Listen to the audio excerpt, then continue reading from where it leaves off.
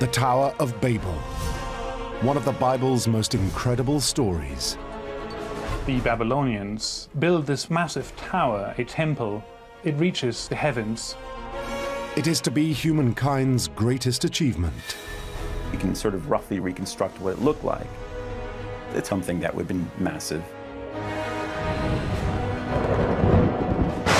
But God stops Babel's tower being built. God decides he will smite us before we can really get up to what we were going to do. God creates language to disrupt humankind. They would all speak different languages and be unable to comprehend each other. For many scholars, the Tower of Babel is just a tall story. It seems to me that this is a story which is not actually about a tower at all. It is not written in order to tell us actual history, but it is written in order to explain why things are like they are. But one man has spent years searching for evidence of the tower's existence. You're dealing with legendary material. Is that based on any sort of historical facts, or is it myth? He claims to know where this legendary structure is today. In the battle-scarred deserts of modern Iraq. In the terms of the Genesis stories, we're looking at ancient Mesopotamia. He believes he can prove that work on this tower was suddenly stopped. The amazing thing is that when they were building it, it was never finished. It was abandoned to the drifting sands. So that's exactly like the Tower of Babel story. And if he's right, it could explain the rise of one of the greatest civilizations the world has ever seen. Humans move from one place to another. They migrate, and they change the society of which they move into. But can he prove that the Tower of Babel is more than just a myth?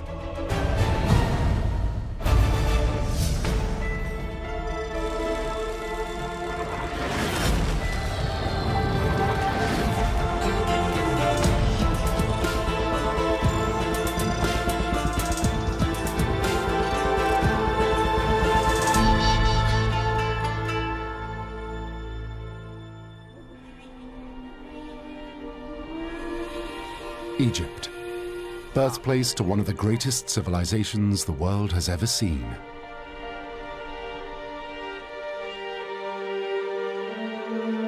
Ancient Egypt was an advanced and prosperous nation, a land of pharaohs and kings, pyramids and hieroglyphics. Throughout the centuries, this civilization has fascinated people of all ages,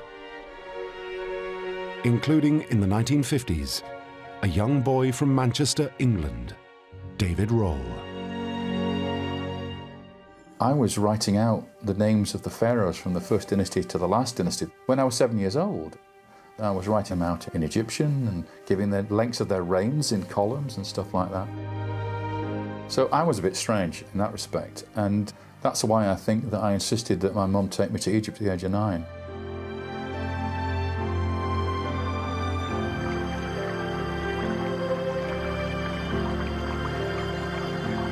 Rohl's trip to Egypt turns a fascination with this ancient culture into an obsession. He travels down the Nile aboard a royal boat.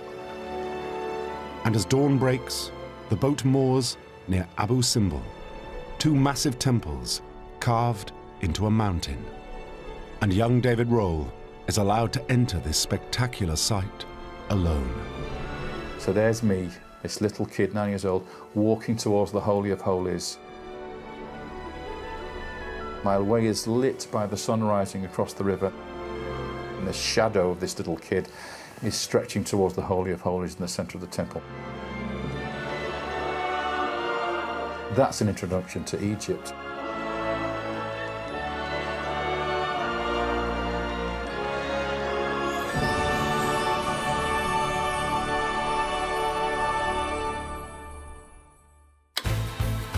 But as he grows up, Rohl leaves behind ancient history. He becomes first a musician, then a successful music producer, working with some of the biggest bands in the 1970s and 80s. But Roll's heart lies with ancient history. At the age of 35, he quits the music business and begins academic studies on ancient history. I ended up going to University College London, being taught by some of the greatest professors in Egyptology and ancient history. Fantastic time, wonderful experience for me, but the most important thing is I learned the tools of the trade so that I could apply that knowledge and that experience and that methodology to my ideas. Roll thrives in this academic environment. He enjoys nothing more than cracking mysteries. I love solving problems. I look at anomalies and try to find answers to those anomalies. There are many periods in Egyptian history where there's a lot of confusion about the dating of kings. Roll develops a theory that revises the chronology of ancient Egyptian dynasties by hundreds of years. His theories catch the eye of a publisher. Roll's fresh assessment of ancient history is rewarded with an international best-selling book translated into multiple languages. I understood how to do things and how to research properly with my ideas, brought about this thing which is David Roll, the historian, the writer, the TV presenter. It all came out of that.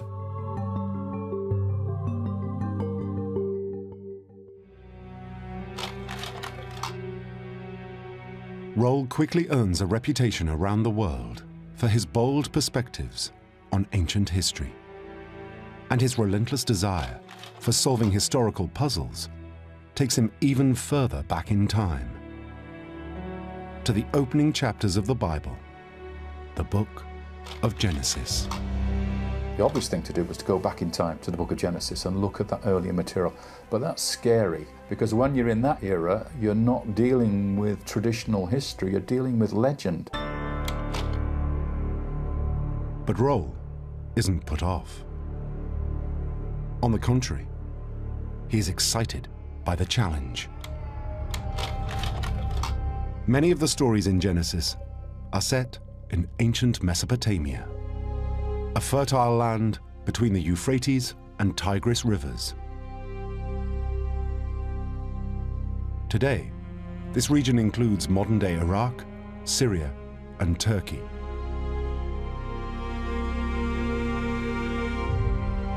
But in antiquity, Mesopotamia is the cradle of civilization, dating back beyond 3,500 BC.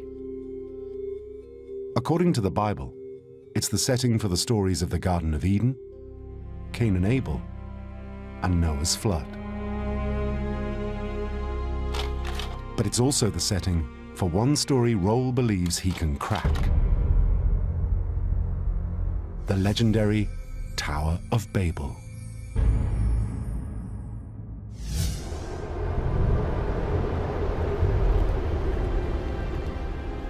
Babel, the first great city on Earth. At its heart, an incredible tower is under construction. The biblical account that we find in the book of Genesis suggests that the rulers began to erect a tower which would reach up to the heavens. The Bible says it is one of the few times that humankind is united. They act as one, and they all speak with one voice. It doesn't seem like there's anything wrong with the aspirations that people have when they set out to build a city and a tower. Cooperation propels people towards the heavens.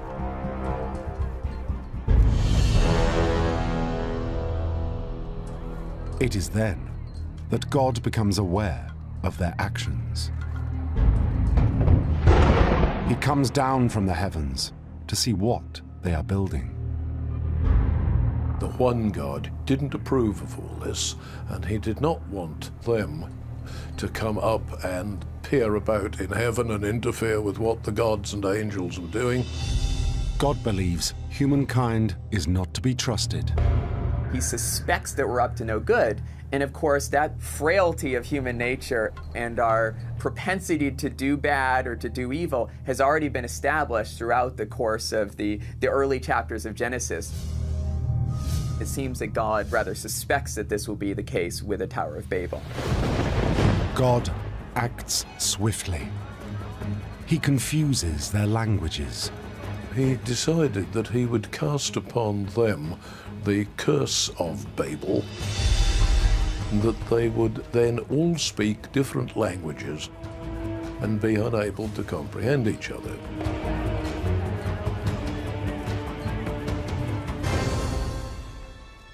The people of Babel are scattered throughout the world. Harmony is destroyed, and Babel's tower abandoned. This is a great act of preemptive war in a way. God decides he will smite us before we can really get up to what we were going to do.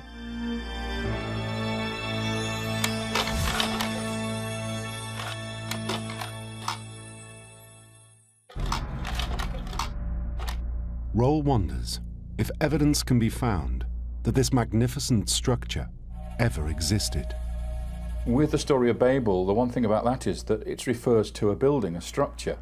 So that's something that archaeology can find. Unlike other elements of the Genesis story, which are to do with Adam and Eve and the murdering of Abel by Cain, that's not going to turn up in archaeology. But something like a tower temple, you're going to find that. Roll has found fame cracking ancient Egyptian puzzles. Can he now crack one of the Bible's oldest mysteries? The true location of the Tower of Babel.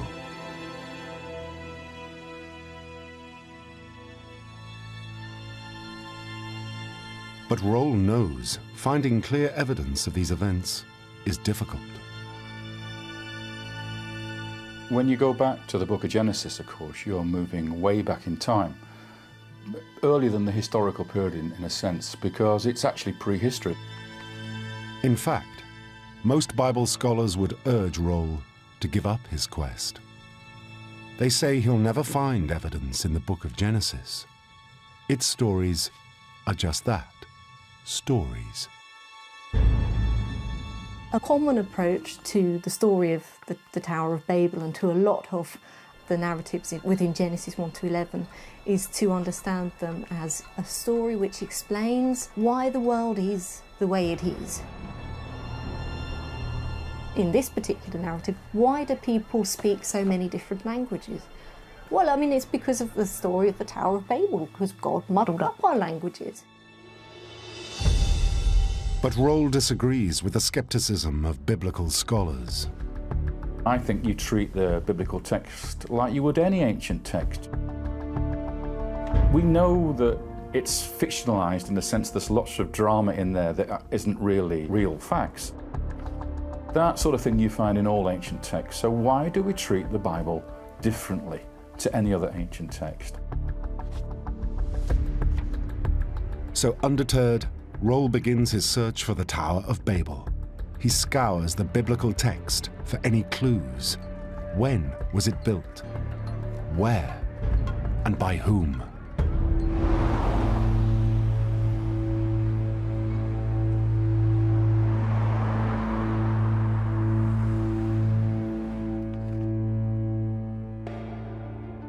No one knows the precise dates of the Genesis stories. The convention is that they happened in the 3rd and 4th millennium BC, between 2000 and 4000 BC. Elsewhere in the known world, it's the dawn of ancient Egypt. But it's also the cradle of the very first city civilization on Earth, ancient Mesopotamia. This land will be home to Sumerian, Assyrian, and Babylonian empires. If the Tower of Babel is anywhere, it will be somewhere in this fertile land. Rohl has a rough idea of the area and time in which to search for the Tower of Babel. But to home in on the precise spot and time, he needs more data.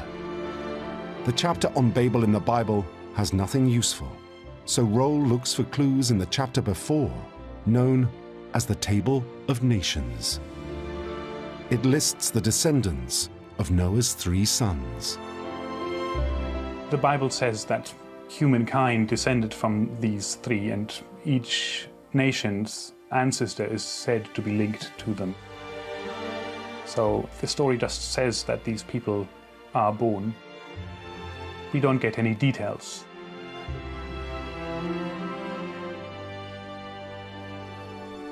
And in this chapter, Rohl is amazed to find a mention of Babel. The creation of the city is credited to an individual, a character called Nimrod. As a descendant of Noah, it's likely he would have lived sometime in the 3rd millennium BC. We come across an important character in the book of Genesis. This is King Nimrod. Nimrod comes a generation or so after the flood. Now, he is not associated in the Bible with the Tower of Babel. What it says is that Nimrod was a mighty hunter before the Lord. Nimrod is called in the Bible the first great potentate on earth. That basically means he was a great king. Rohl is intrigued. Nimrod is credited with the foundation of Babel, but not with the building of the tower. Could Nimrod have been the tower's architect, too? Rohl searches for more information on this character, but the Bible offers little more. Nimrod was the son of Cush, and he's described as a great hunter and a mighty hero. And that is pretty much everything that we know about him according to the text. He's dismissed in a couple of lines. You never hear from him again after that. But who was this Nimrod then?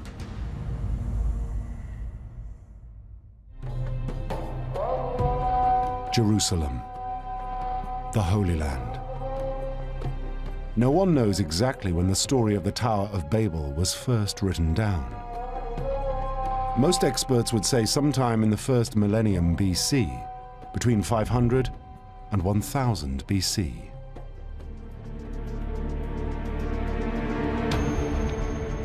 But Rohl discovers that many centuries later, the story is recorded once again. Around 94 AD, a Jewish historian writes Antiquities of the Jews. The Antiquities of the Jews, written by Josephus, a Jewish historian, he basically tries to tell Romans why the Jews are like they are. Rohl finds that Josephus relies on other ancient sources to compile his history. Like the Bible, Josephus does not say where Babel was. But he does connect Nimrod directly to the building of Babel's tower. Josephus does say that Nimrod was the king who built the Tower of Babel. So we have this connection between Nimrod and Babel. And what Josephus tells us is he built the Tower of Babel as a sort of refuge in case God sent another flood to destroy mankind. So the people could go to the top of the tower and be saved from the flood. At last, Rohl has a connection between a character in the Bible and the Tower of Babel. Maybe Nimrod really did build the Tower of Babel. But only if he was a real flesh and blood king of Mesopotamia.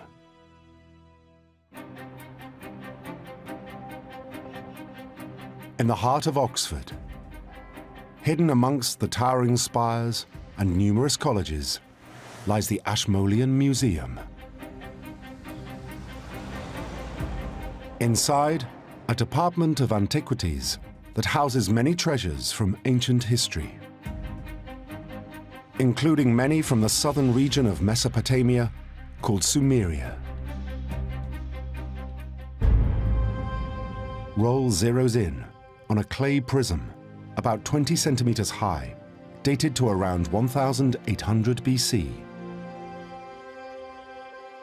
Each side transcribed in cuneiform script, the ancient text of Mesopotamia. It is called the Sumerian King List, a roll call of every king who ruled Sumeria, the first civilization of ancient Mesopotamia. If you're going back to the earliest period of Sumerian history, it's logical to look at the King's List that we have for the Sumerian period, and we have a document which lists all the Sumerian kings. So we can look for this King Nimrod of the Bible. We should be able to locate him in that King's List. But Roll knows he must treat the information with caution. The Sumerian King List describes a reality that never quite existed, of various dynasties sort of handing power to each other peacefully almost. From historical reality, from other texts, we know that that never quite worked out that way. Roll examines the King List carefully.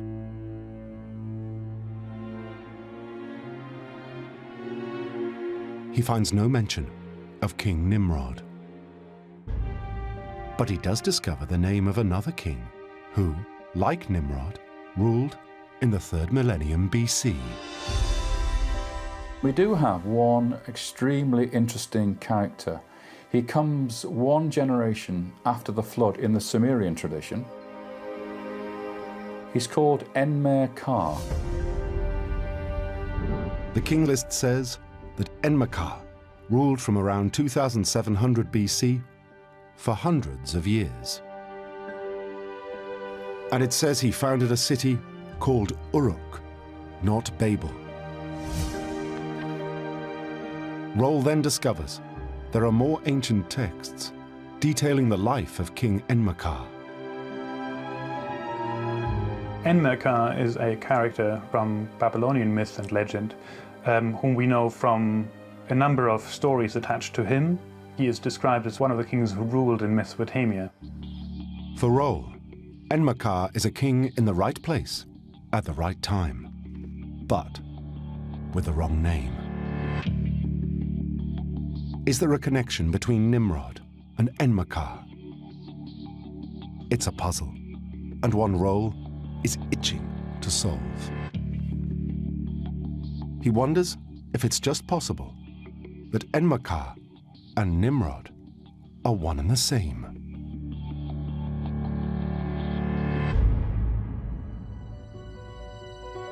Roll begins to deconstruct the name of Enmerkar.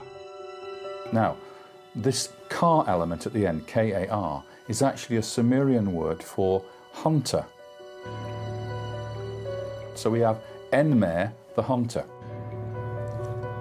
So he's very much like the mighty hunter Nimrod. Roll is intrigued. Two names, one from the Bible, one from Sumeria. Both kings, both hunters, both rulers between 3000 and 2500 BC.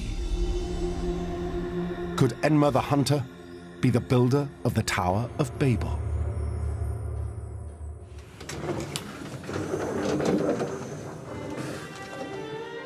The Torah, the Hebrew Bible. Such scrolls, written in ancient Hebrew, are used inside every synagogue around the world. And Roll believes Hebrew writing may help him solve the mystery of the Tower of Babel. Ancient Hebrew text is unusual, as only the consonants are written down. Ancient Hebrew, like modern Hebrew, is a script which doesn't normally use vowels. Sometimes this generates ambiguity of interpretation, but normally it's quite clear. Understanding how names were written out in ancient times, Roll notices a potential historical mix-up. When an ancient Hebrew scribe wrote the names of Enmer the hunter and Nimrod, there could have been a connection. Roll runs through his theory in preparation of announcing it to the wider world. So if you delete the vowels from Enmer, you end up with NMR, the mighty hunter. Roll then does the same with the name Nimrod.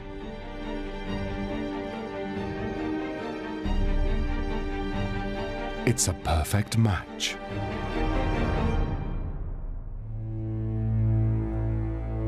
Almost. One letter was stopping Roll from connecting Nimrod and Enmer the hunter. Nimrod has one extra consonant. The only difference is we don't have the D at the end of Nimrod. It seems a trivial detail, but a consonant can change a word's meaning. Roll is forced to investigate further. In the original Hebrew, the Bible is full of puns. In the case of Nimrod, the extra D turns the name into a verb, to rebel. The name Nimrod could be understood as a verb form, meaning we shall rebel or we will rebel. And therefore any ancient Israelite listener who hears a story about a character called Nimrod will expect some form of rebellion in that story. Roll believes that this means that Nimrod might not have been a real name, but just a play on words. And therefore Nimrod and Enmer the hunter were one and the same. We know that Nimrod was the person who rebelled against God for destroying humankind in the flood and built the tower. So what the scribe has done is he's taken the name Enmer, NMR, and added the D to become Nimrod, we shall rebel. So you get Nimrod the mighty hunter in the Bible, and you get Enmer the hunter in the Sumerian text. I think they're the same people.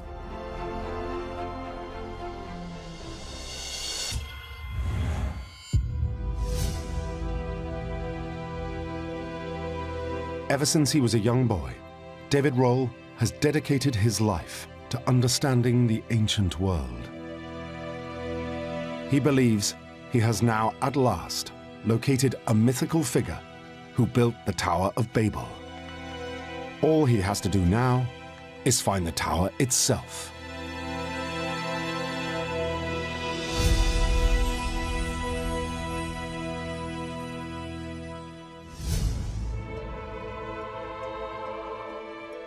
Babylon, an ancient city of wonder and beauty. It first appears around 2000 BC. At its peak, between 1500 and 500 BC, it is home to one of the great wonders of the ancient world, the Hanging Gardens. And Babylon is a sprawling, ancient metropolis. It is depicted as this great, big, massive international city. It's a sort of equivalent of, say, London or New York. It is the international center of the world. For most ancient historians, Babylon is a promising setting for the Tower of Babel. Babylon sounds like Babel. And as Roll investigates the ruins of Babylon, he discovers that it's also home to an impressive structure. A gigantic, ancient tower temple, or ziggurat. At Babylon, there is a remains of what essentially was the tallest structure that we know that ever existed in terms of ziggurats in the ancient world. Many experts believe that this type of structure is a perfect match for Babel's tower. We have descriptions of this tower. It's been described to us by the Mesopotamians in their texts. And so from that, we can sort of roughly reconstruct what it looked like. 7 stages, a height close to 91 meters. Many academics also believe that this Babylonian tower was adapted by the writers of Genesis for their own ends. In the 6th century BC, Jewish scribes were held captive in Babylon, and the city ziggurat inspired the story about the origins of language. But Roll refuses to buy into the accepted view of academia. He doesn't think the Tower of Babel could have been in Babylon. Roll believes Enmerkar built the Tower of Babel, and he was king at least 1,000 years before Babylon. Babylon is a much later city, it's 1,000 years later. So when you're looking for the first tower temple on earth, the first ziggurat, you're not looking at Babylon, it's too late. So for Rohl, the question was, if the Tower of Babel was not in Babylon, where was it? Rohl wonders if biblical scribes actually confused Babel with the similar sounding Babylon. Cities had names in the three languages, so it gets very confusing. You might have a name like Babylon in Greek. Then we have the Semitic languages, which are from the northern Mesopotamian region, which is the biblical language, Bab-Ilu, which is Akkadian. And then we have this third layer, which is called Sumerian, which is a completely different language. Babylon would also have a Sumerian name, Nun-Ki. In Sumerian, Nun-Ki describes a mighty city. Place names tend to be written in Sumerian, and often they are somehow a characteristic of the city. Nun is mighty, and Ki just means place. So the most foremost place in Babylonia is Babylon, and that's why it is that. But Rohl finds there was another mighty city, also called Nun-Ki.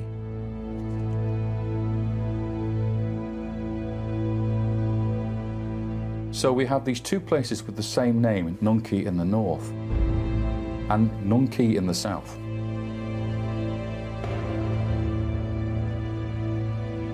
The Nun-Ki in the south of Mesopotamia was thousands of years older than Babylon. And it was known by another name, Eridu.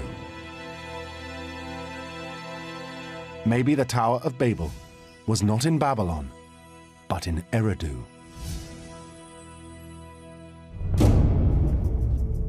Rohl researches everything he can about the ancient city of Eridu. Like the biblical city of Babel, it was famous as the first city. The Sumerian text tells us that the earliest city on earth was Eridu. It's the place where kingship was descended from heaven for the first time. So it's much, much older than the modern Babylon. It seems to be an important place where people began to settle fairly early on. Prior to that, you just have people living in villages or farming or shepherds or whatever. But here we have city civilizations beginning Eridu. That's where it's all happening.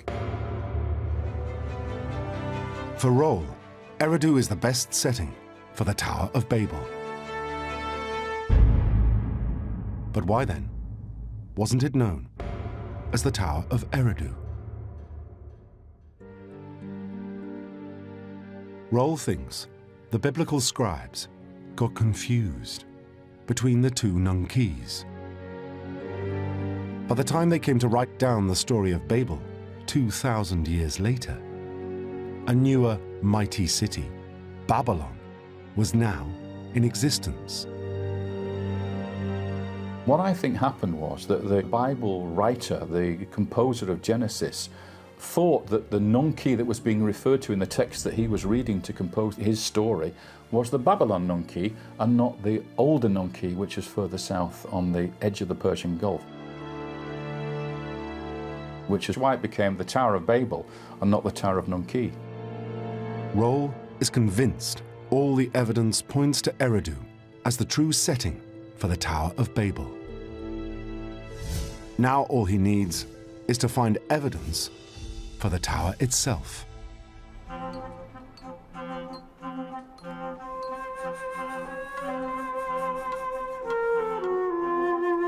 During the 20th century, Mesopotamia is the focus of numerous archaeological digs. Their aim, to discover everything they can about the ancient ruins in this region. During this era, an Iraqi archaeologist discovers the remains of a ziggurat, or tower temple. And Roll finds it existed during the reign of King Enmerkar.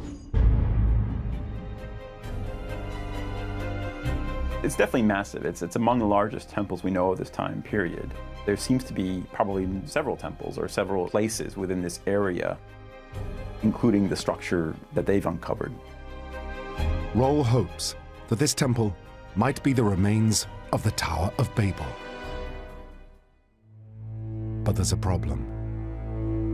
The Bible clearly states that the Tower of Babel was abandoned after God confused the languages. But there was no evidence of abandonment in this temple. If you try to match that specific structure to the actual Tower of Babel, one of the problems is, again, how long this structure was occupied. My sense is that this temple was gradually abandoned over time. It looked like a complete structure, not an incomplete structure. Roll is frustrated. The temple at Eridu is a perfect fit for the Tower of Babel, except for the fact that the structure was not abandoned.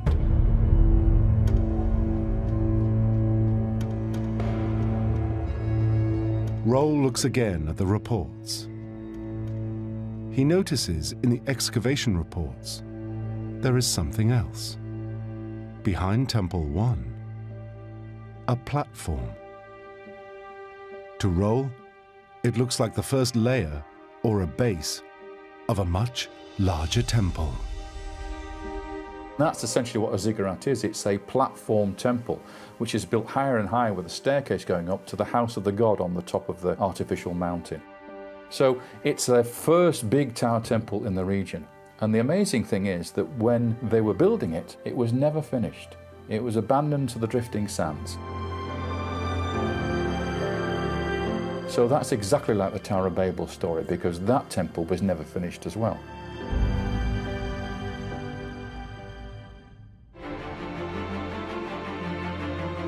Roll is convinced that the platform at Eridu could be the remains of the legendary Tower of Babel. It's a sort of a very satisfactory feeling inside when you see things fitting together like this. This idea of making a pattern of the evidence where it's not just one thing that matters, it's how that relates to the next thing and how they interact with each other. And it's the pattern. When you get a pattern of things working, then you start to realise you've got something going here. Roll strongly suspects that the structure at Eridu is the Tower of Babel. But he can't be sure unless he can also account for the climax of the Bible story. The confusion of languages and the scattering of the people.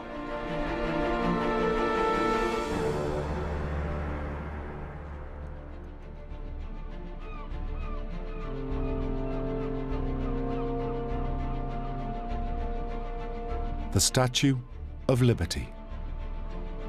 The first site for millions of immigrants moving to America during the 20th century.